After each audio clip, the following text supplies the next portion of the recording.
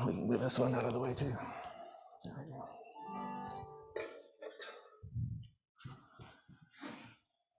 Good morning, everyone. I can take this off now, I guess. There we go. How is everybody? It took a little while to drive in from Bridesville this morning. But you don't have as much snow down here as we have up there. Was the road plowed? The road was not plowed, no.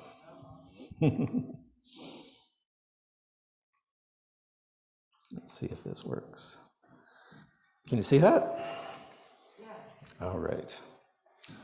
I'm going to read you a little Christmassy poem.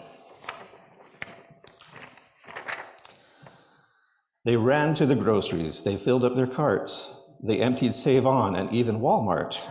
They panicked and fought and then panicked some more. Then they rushed to their homes and they locked all their doors. The food will be gone, the milks, eggs, and cheese, the yogurt, the apples, the green beans and peas. The stores have run out. Now what will we do? They'll be starving and looting and nothing to do. Then they paused and they listened for a moment or two. And they did hear a sound rising over the fear. It started out far and began to draw near. But this sound wasn't sad, nor was it new. The farms were still doing what farms always do. That food, it was still coming, though they emptied the shelves. The farms kept it coming, though they struggled themselves. Though the cities had forgotten from whence their food came, the farms that made them food every day made it just the same. Though the weather and critics and markets they fall, the farms kept on farming in spite of it all. They farmed without thank yous, they farmed without praise, they farmed on the hottest and coldest of days. They brought all the food, yet the next day came more, and the people thought of something they hadn't before. Maybe the food, they thought, doesn't come from a store.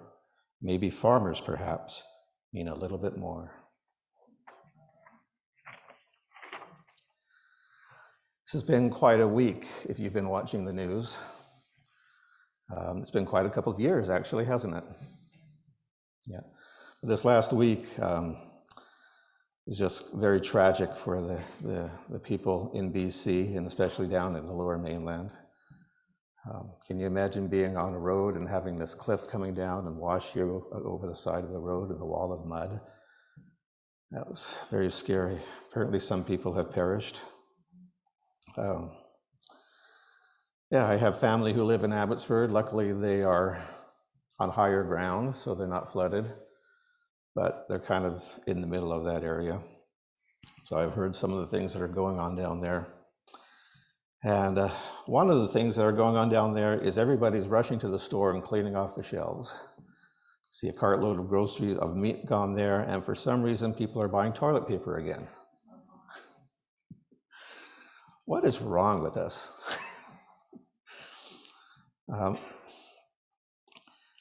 Yeah. But you know what? Let's get it. How does this move here?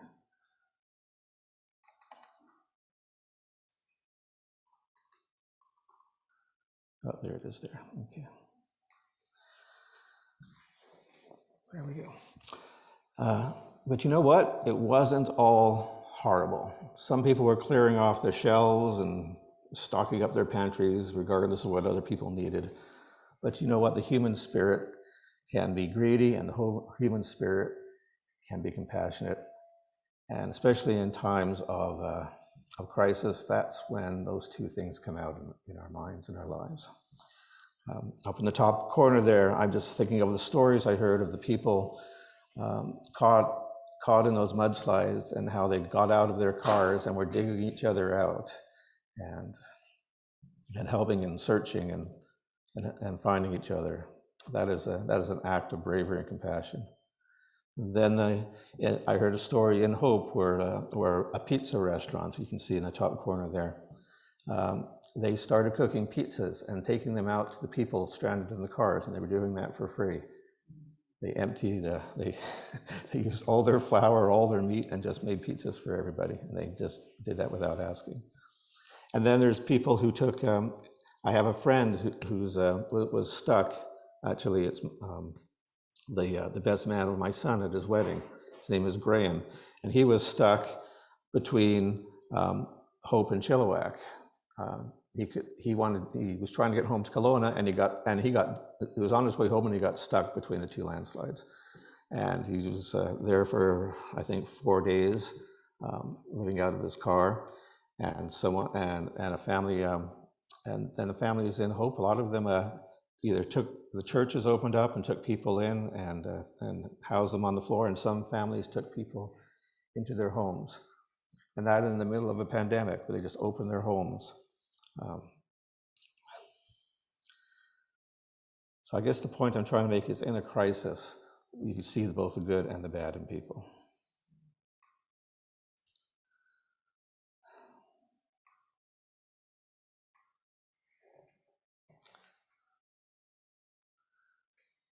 I'm going to get out of this, and I'm going to do it a different way.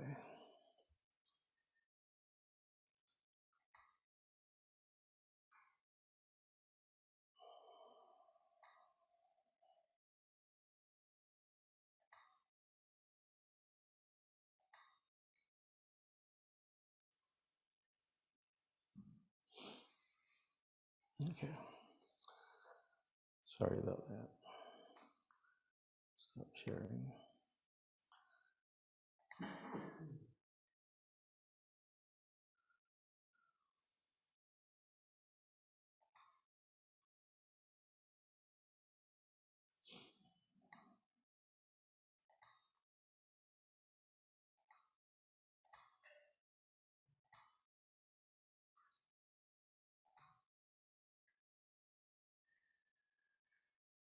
There we go. That's better.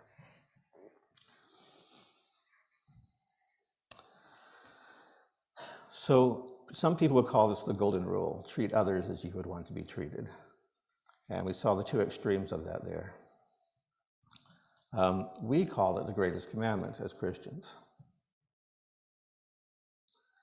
And in Mark 12, we read, "Love the Lord your God with all your heart and with all your soul and with all your mind and with all your strength."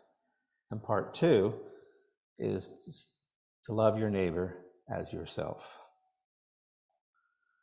That's a pretty big to-do list right there, isn't it? But I think I've heard of this in another book, and that book is Deuteronomy. So those were the words of Jesus, but 2,000 years before that, similar words were spoken. Love the Lord your God with all your heart and with all your soul and with all your strength. But what's missing from before? Pardon me? Yay, you saw it. That's very good. Okay. In Mark 12, we're loving with our heart, soul, mind, and strength. But in Deuteronomy 6:5, we're loving with our heart, soul, and strength. What happened to the mind? That's kind of interesting. Let's check that out. So I dove into the Hebrew of Deuteronomy 6:5, and this is what I found out. The word for love in Hebrew is ahavta. I may not pronounce that right, but it's the Hebrew word that is used for love. Now in Hebrew, they basically have one word for love, ahavta. You can love the Lord your God, you can love your wife, you can love your children, you can love your dog, you can love a bright blue sunny sky day. It's the same word. And in Hebrew and in Jewish, it's really all about context. That's how the Hebrew language is used. Fewer words, but its context makes a lot of difference. So in this context, the way the word ahavta is used, it means complete and unconditional loyalty and respect to God. That is, from my readings, that is how the context of that word is used in that passage.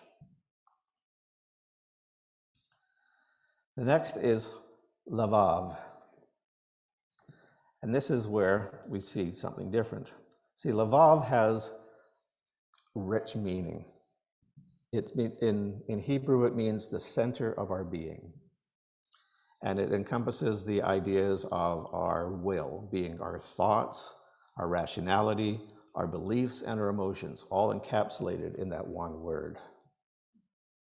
So that's why in Deuteronomy 6:5, and when it gets translated into English, they leave the mind out there because it's one word. And that's the thing when you try to translate from one language to another.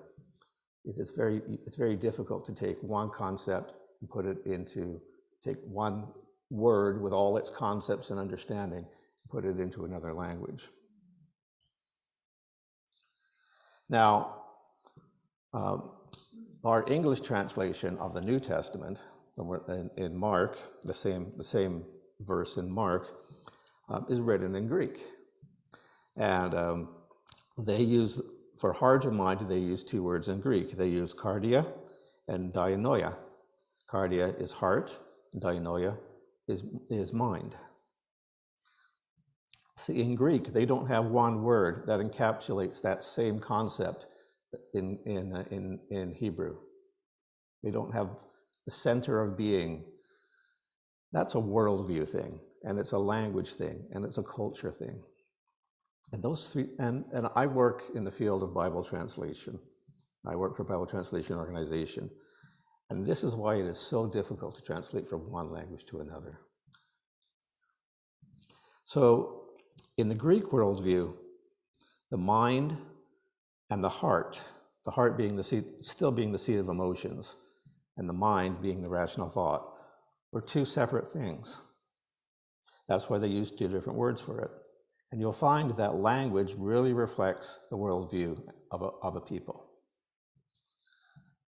The Jewish people, they had one word, lavav, for heart and mind, because to them, they were inseparable. I found that very interesting. The next word, love the Lord your God with all your heart and mind, lavav. The next is soul, and that word is napsika. And I just love diving into, the language and the words this way. And I learned something brand new. Just yesterday as I was putting this together. Napsika means the totality of you. Now, when you think of the word that we think of soul, what do you think of? I'd like to hear some from the audience here. When you think of soul, do you think of the body? Do you think of a spirit? What do you think of? Wendy, what do you think of? You need the microphone. Oh. I think of my emotions, actually. Yes. I'm not sure why. I've wondered about that word. I see spirit and soul as two different things. Yes. But I don't really have a good explanation for it. Okay. I think I've read that the soul is a combination of the mind and the heart, the will and the emotions. I could be wrong. I don't remember. Okay. Where did you go? Right behind you. I kind of thought the same thing, Wendy. Did you want to say something, Mark? No, if someone uses the mic, have it straight out from you, like it's your extension, like your Pinocchio. Okay? Okay.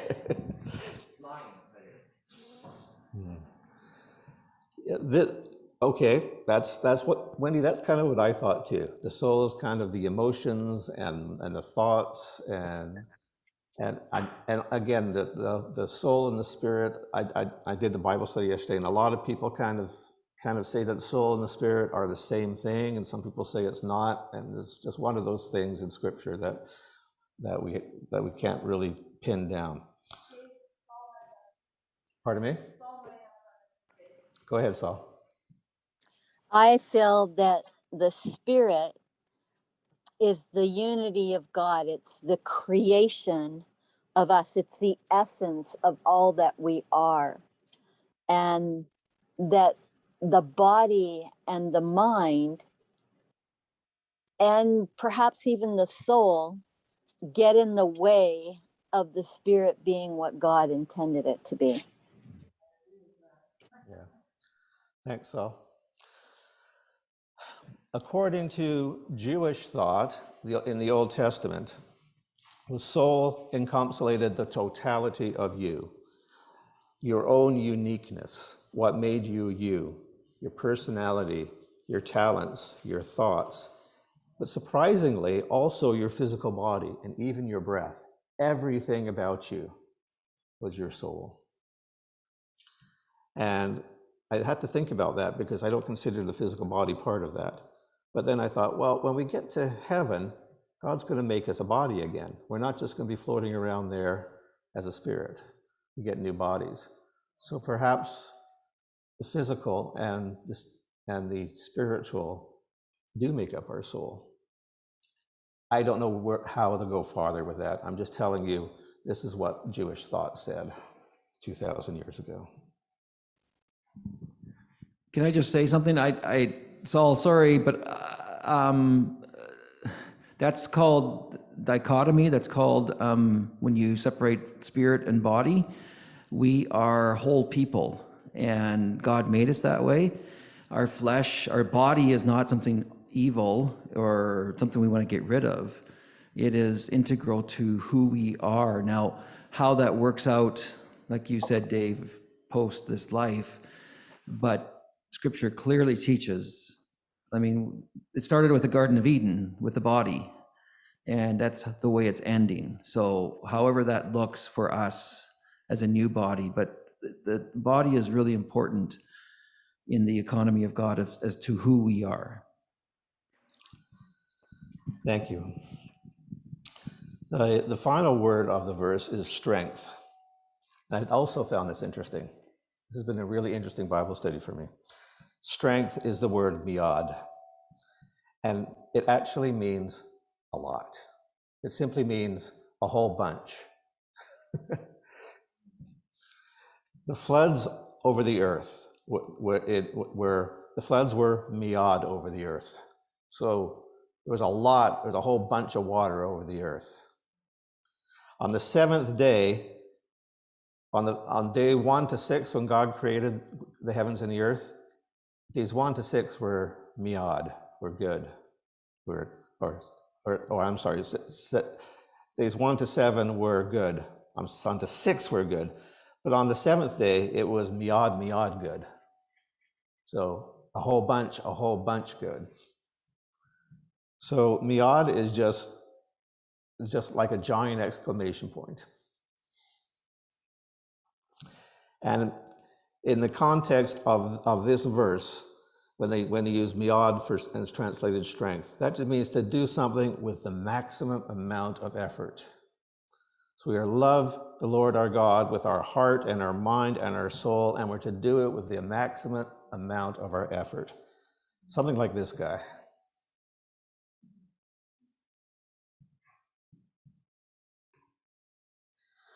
So in summary, we are to unconditionally show God our loyalty, no other gods, and our respect, our reverence. This is in the Jewish worldview perspective from 2,000 years ago.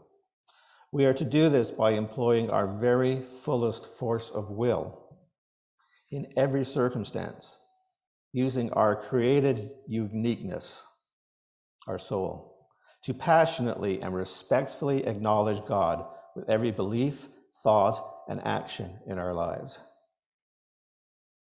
That's the expanded version of that verse.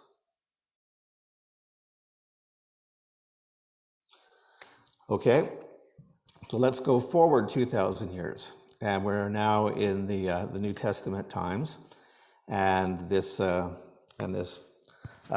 came along, a carpenter from Nazareth, and he had a similar thing to say. Love the Lord your God with all your heart and with all your soul and with all your mind and with all your strength.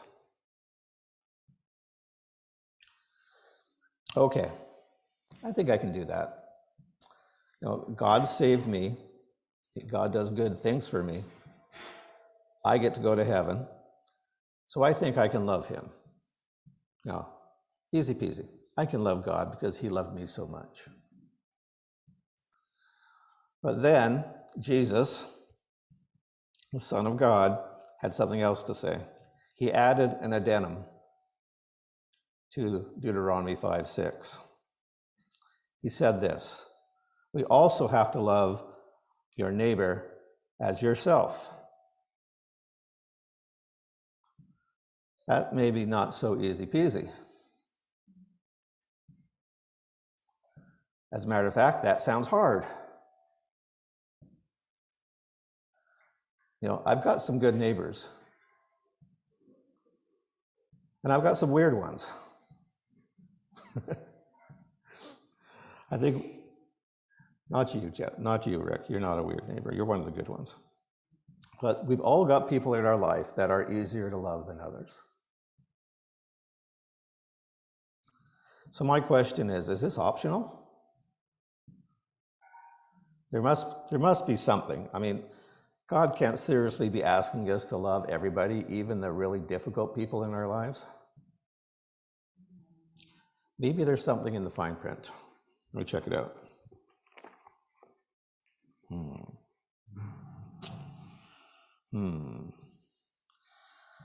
Okay, no, it says this very thing. It says we're supposed to love the neighbor as, yourself. Oh, there might be an out here. Hold on, let me check it out. Love the neighbor as yourself. Okay, well, here, just follow me on this. So if we were to love the neighbors as yourself, I'm going to tell you something. I'm not a perfect person. I've got faults, I kind of got a front row seat to the movie that is me. And, not every scene is that good. It's not like an axe murder or anything, but it's probably a PG film. So I think I can love others at that level. They're not perfect, so I don't have to love them. I can love them that level.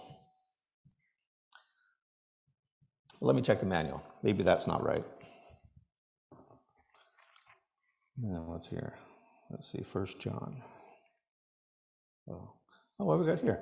The Sermon on the Mount. Okay, so this is the manual. This is the manual saying that to Jesus, to his disciples, saying how they are to love and how they are to behave towards other people. The Sermon on the Mount says that we have to have humility.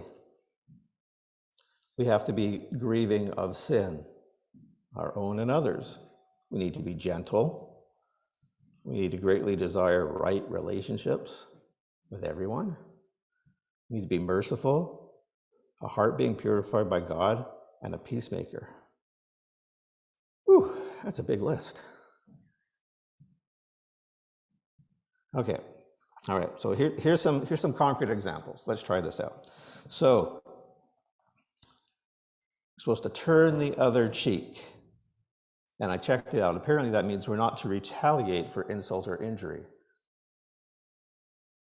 If someone says we're stupid for being a Christian, or we're dumb, or we don't know what we're talking about,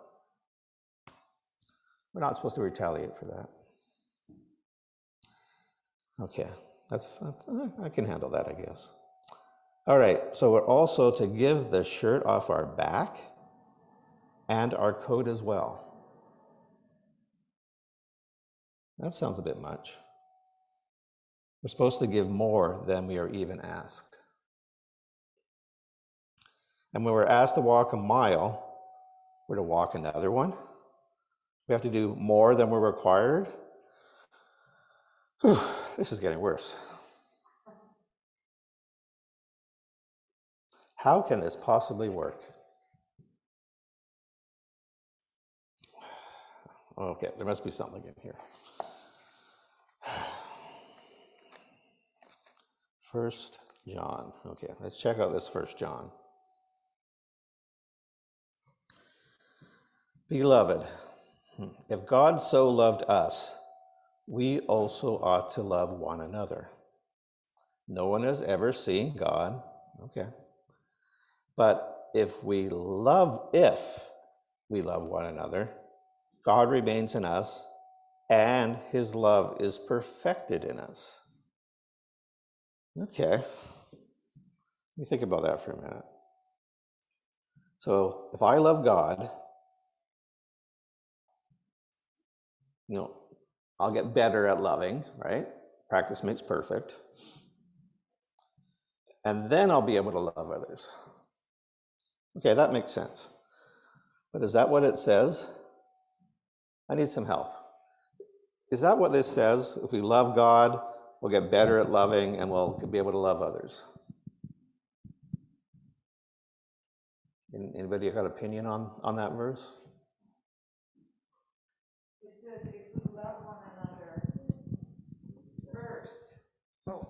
It says if we love one another, God will remain in us, and his love is perfected in us. But it sounds like we have to love one another first, in a way. It does kind of sound like that, doesn't it? Yeah. Yeah. See, in my mind, until this Bible study yesterday, I mean, I kind of knew this, but this kind of slid it for me. In my mind, it was, if we really love God, if we worship God and we pray a lot and we meditate, that God's love will flow into us, and then we'll be really good at loving, and then we can love other people with that love that God put into us. But I don't think that's what this is saying. I think it's saying this. When we love others, God will mature the love within us, and then we'll be able to love God more. It's actually loving others, other people, that matures our love. That kind of blew me away.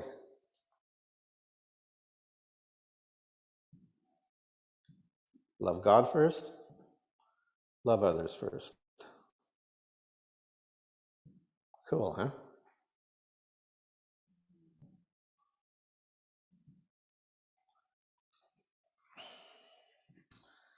So, as I said before, this has been a really